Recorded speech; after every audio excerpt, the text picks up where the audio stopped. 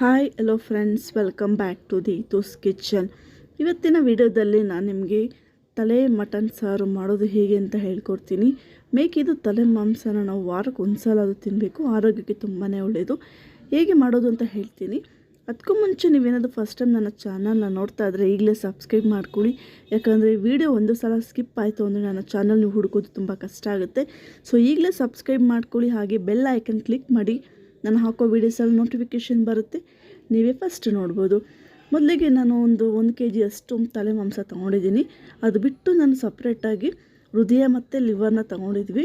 ಈಗ ನಮ್ಮ ಮನೆಯವರು ನೋಡ್ತಾ ಇರ್ಬೋದು, ನೀಟಾಗಿ ಹೃದಯನ ವಾಶ್ ಮಾಡಿ ಕಟ್ ಮಾಡ್ಕೊಳ್ತಾ ಇದ್ದೀವಿ. ಚಿಕ್ಕದಾಗಿ ಕಟ್ ಮಾಡ್ಕೊಳ್ಳಿ, ಮೀಡಿಯಮ್ ಸೈಜಲ್ಲಿ ಕಟ್ ಮಾಡಿ ಚೆನ್ನಾಗಿ ವಾಶ್ ಮಾಡ್ಕೋಬೇಕಾಗತ್ತೆ. ಅಟ್ಲೀಸ್ಟ್ ನಾವು ವಾರಕ್ಕೆ ಒಂದು ಸಲ ಆದರೂ ಈ ತಲೆ ಮಾಂಸನ ತಿನ್ನಬೇಕು. ಚಿಕನ್ನು ಮಟನ್ ನೀವು ತಿಂತಾ ಇದ್ದರೆ ಒಂದು ಸಲ ಈ ರೀತಿ ಮಟನ್ ನೀವು ಮಾಡಿ ತಿನ್ನಿ, ತುಂಬ ಚೆನ್ನಾಗಿರುತ್ತೆ. ನೀಟಾಗೆಲ್ಲ ಕಟ್ ಮಾಡಿಕೊಂಡು ನೀಟಾಗಿ ವಾಶ್ ಮಾಡಿಕೊಡಿ. ಖಂಡಿತವಾಗ್ಲೂ ಈ ರೆಸಿಪಿನ ನೀವು ಕಡೆ ತನಕ ನೋಡಬೇಕು, ನಿಮ್ಗೆ ಐಡಿಯಾ ಬರುತ್ತೆ ಹೇಗೆ ಮಾಡೋದು, ಹೇಗಿರ್ಬೋದು ಸಾಂಬಾರು ಅಂತ. ತುಂಬಾ ಟೇಸ್ಟಿಯಾಗಿರುತ್ತೆ ಈ ಮಟನ್ ಸಾರು. ಯಾವಾಗಲೂ ಒಂದೇ ಥರ ಮಾಡಿ ಬೇಜಾರಾಗಿದ್ದರೆ ಇವತ್ತು ನಾನು ತೋರಿಸೋ ಮೆಥಡಲ್ಲಿ ನೀವು ಒಂದು ಸಲ ಮಾಡಿ ನೋಡಿ, ನೀವೇ ಬಂದು ನನಗೆ ಕಮೆಂಟ್ ಮಾಡ್ತೀರ, ಅಷ್ಟು ಚೆನ್ನಾಗಿ ಇರುತ್ತೆ ಈ ತಲೆ ಮಾಂಸದ ಸಾರು. ಬನ್ನಿ ಹೇಗೆ ಮಾಡೋದು ಹೇಳ್ತೀನಿ. ಮೊದಲಿಗೆ 1-2 ಟೇಬಲ್ ಸ್ಪೂನಷ್ಟು ಎಣ್ಣೆ ಹಾಕ್ಕೊಂಡಿದ್ದೀನಿ. ಇದಕ್ಕೆ ನಾನು 1-2 ಈರುಳ್ಳಿನ ಮೀಡಿಯಮ್ ಸೈಜಲ್ಲಿ ಕಟ್ ಮಾಡಿ ಹಾಕ್ಕೊಳ್ತಾ ಇದ್ದೀನಿ. ಇಲ್ಲಿ ನಾವು ಹುರ್ಕೋಬೇಕಾಗತ್ತೆ. ಇದಕ್ಕೆ ನಾನು ಸ್ವಲ್ಪ ಒಣಗಿದ ಮೆಣಸಿನ್ಕಾಯಿ ಹಾಕ್ಕೊಂಡಿದ್ದೀನಿ. ನೀವು ಖಾರಕ್ಕೆ ನೋಡಿ ಹಾಕ್ಕೊಳ್ಳಿ. ಚೆನ್ನಾಗಿ ಸ್ವಲ್ಪ ರೋಸ್ಟ್ ಆಗೋ ತನಕ ಇದನ್ನು ಫ್ರೈ ಮಾಡ್ಕೊಳ್ಳಿ. ನೆಕ್ಸ್ಟ್ ಇದಕ್ಕೆ ನಾನು 2 ಟೊಮೊಟೊವನ್ನು ಹಾಕ್ಕೊಳ್ತಾ ಇದ್ದೀನಿ, ಸಣ್ಣದಾಗಿ ಕಟ್ ಮಾಡಿ. ಇಲ್ಲಿ ನಾವು ಹುರಿದು ಮಾಡೋದ್ರಿಂದ ತುಂಬ ಟೇಸ್ಟಿಯಾಗಿ ಬರುತ್ತೆ ಸಾಂಬಾರು, ಅದು ನಾಟಿ ಸ್ಟೈಲಲ್ಲಿ ಬರುತ್ತೆ. ಈ ರೀತಿ ಎಲ್ಲ ಸ್ವಲ್ಪ ಕಲರ್ ಚೇಂಜ್ ಆದಮೇಲೆ ಇದಕ್ಕೆ ನಾನು 1-2 ಸ್ಪೂನಷ್ಟು ಧನಿಯಾ ಪುಡಿ, ಸ್ಪೂನ್ ಚಿಕ್ಕದು, ಸೊ ನಾನು 2.5 ಹಾಕ್ಕೊಂಡಿದ್ದೀನಿ. ನಿಮ್ಮದು ಸ್ಪೂನ್ ಸ್ವಲ್ಪ ದೊಡ್ಡದಿದ್ದರೆ ನೀವು 2 ಹಾಕ್ಕೊಳ್ಳಿ, ಸಾಕಾಗುತ್ತೆ. ಈ ರೀತಿ ನೀಟಾಗಿ ಮಿಕ್ಸ್ ಮಾಡ್ಕೋಬೇಕಾಗುತ್ತೆ. ಸ್ಟವ್ ಆಫ್ ಮಾಡಿಬಿಟ್ಟು ನೀವು ಈ ರೀತಿ ಮಸಾಲೆ ರೆಡಿ ಮಾಡ್ಕೊಳ್ಳಿ. ನೆಕ್ಸ್ಟ್ ಒಂದು ಜಾರಿಗೆ ಸ್ವಲ್ಪ ಶುಂಠಿ, ಹಾಗೆ ಸ್ವಲ್ಪ ಬೆಳ್ಳುಳ್ಳಿ, ಹಾಗೆ ನಾವು ಪಲಾವ್ ಹಾಕಿರುವಂಥ ಮಸಾಲೆಗಳನ್ನ ನಾನು ಹಾಕ್ಕೊಳ್ತಾ ಇದ್ದೀನಿ. ಪಲಾವ್ ಎಲೆ, ಚಕ್ಕೆ, ಲವಂಗ, ಸೋಂಪು, ಹಾಗೆ ಇದಕ್ಕೆ ಸ್ವಲ್ಪ ತೆಂಗಿನಕಾಯಿ, ಅಂದರೆ ನೀವು ಹೋಲ್ ತೆಂಗಿನಕಾಯಲ್ಲಿ ಅರ್ಧ ಹಾಕ್ಕೊಳ್ಳಿ ಸಾಕು.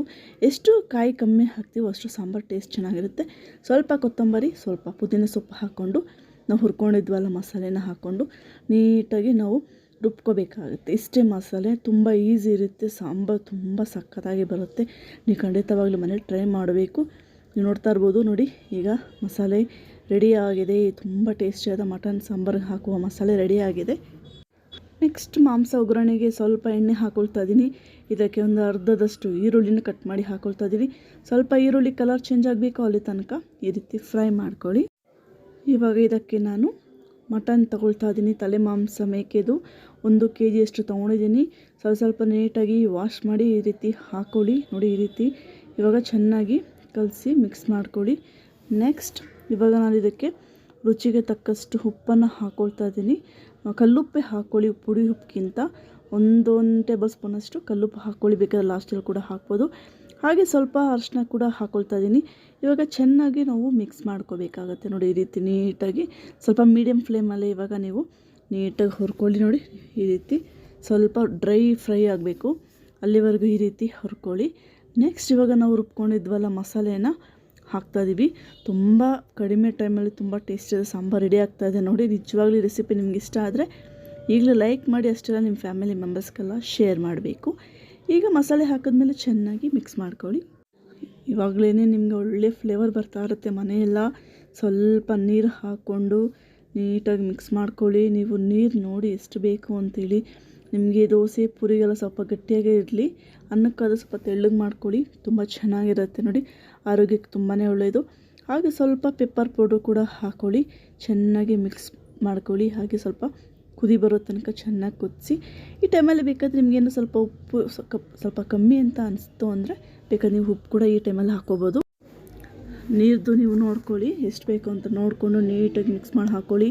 ಚಪಾತಿ, ಪೂರಿ, ಅನ್ನ, ಮುದ್ದೆಗಂತೂ ಸಕ್ಕತ್ತಾಗಿರುತ್ತೆ ಈ ತಲೆ ಮಾಂಸದ ಸಾರು.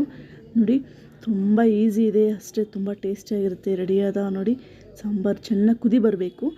ನೆಕ್ಸ್ಟ್ ಇದಕ್ಕೆ ನಾನೊಂದು 3 ವಿಷಲ್ ಅಷ್ಟು ಕೂಗಿಸ್ಕೊಂಡ್ರೆ ರುಚಿಯಾದ ತಲೆ ಮಾಂಸ ಸಾರು ರೆಡಿಯಾಗಿದೆ.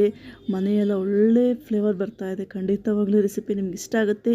ಯಾವಾಗಲೂ ಒಂದೇ ಥರ ಮಾಡಿ ಮಾಡಿ ತಿಂದು ಬೇಜಾರಾಗಿದೆ, ಈ ಥರ ಮಾಡಿ ನೋಡಿ, ತುಂಬ ಚೆನ್ನಾಗಿರುತ್ತೆ. ನೀವೇ ಬಂದು ಕಮೆಂಟ್ ಮಾಡ್ತೀರಾ, ಅಷ್ಟು ಚೆನ್ನಾಗಿರುತ್ತೆ. ಖಂಡಿತವಾಗಲೂ ಈ ವಿಡಿಯೋ ರೆಸಿಪಿ ನಿಮ್ಗೆ ಇಷ್ಟ ಆಗಿದೆ ಅಂತ ಅಂದ್ಕೊಂಡಿದ್ದೀನಿ. ಇದೇ ಥರ ಎಷ್ಟೊಂದು ವೀಡಿಯೋಸ್ನ ನನ್ನ ಚಾನಲಲ್ಲಿ ಅಪ್ಲೋಡ್ ಮಾಡಿದ್ದೀನಿ. ನನ್ನ ಚಾನಲ್ ವಿಸಿಟ್ ಮಾಡಿ ನಿಮ್ಗೆ ಬೇಕಾದ ರೆಸಿಪಿನ ಟ್ರೈ ಮಾಡಿ. Thanks for watching. Please subscribe.